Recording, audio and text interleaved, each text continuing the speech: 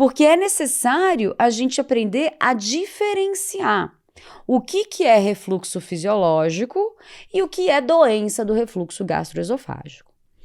Então vamos lá, pessoal, como que a gente faz para diferenciar refluxo fisiológico de doença do refluxo? Não é uma tarefa fácil. Por que isso acontece? Porque o próprio ato de subir aqui, né, sair o conteúdo do estômago e ir para o esôfago, causa um desconforto no bebê. E isso vai levar o bebê até algum tipo de sintoma. Então, é muito frequente os sintomas de refluxo serem associados a irritabilidade, regurgitações frequentes, choro na hora após a mamada ou durante a mamada, arqueamento do tronco. E tudo isso está presente nas duas situações, tanto no refluxo fisiológico como na doença do refluxo. Classicamente, né, conceitualmente, a doença do refluxo é caracterizada por aquele refluxo que começou a causar algum problema para a criança, alguma diminuição, piora na qualidade de vida do paciente. Então, é quando o refluxo começa a causar complicações para o bebê. E essas complicações quais são? As mais palpáveis seriam recusa da alimentação. Então, se a criança não aceita a alimentação, mesmo estando com fome, isso é um ponto positivo para eu pensar em doença do refluxo. Aquele bebê que vomita, que chora muito na hora de vomitar, depois que vomita principalmente.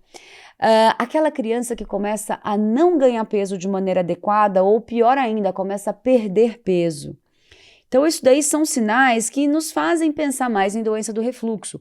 A tal da síndrome de Sandfer, que é quando a criança se estica toda, vira a cabeça, inclina a cabeça, fazendo um movimento no pescoço como se fosse para clarear o conteúdo esofágico. Isso daí seria, então, sintomas associados à doença do refluxo, tá? Então, pensando nisso, né, a gente teria alguns mecanismos para conseguir diferenciar. Mas não é fácil, tá? Não é fácil, muitas vezes a gente se confunde e a gente tem que lembrar que tem sempre a regurgitação do bebê, que é um distúrbio caracterizado pelos critérios de Roma 4, é um distúrbio funcional, que é onde a gente mais se confunde, né, em diferenciar um do outro. Então, critérios de Roma 4 para regurgitação do lactente ou refluxo fisiológico seria um bebê que tem regurgitação entre 3 semanas de vida e 1 ano de idade. Então, se começa a regurgitar antes disso, não conta. E que não tem nenhum outro sintoma. Ele cresce bem, ganha peso bem, é um bebê feliz, não tem alteração nas evacuações, não tem nenhum outro tipo de alteração.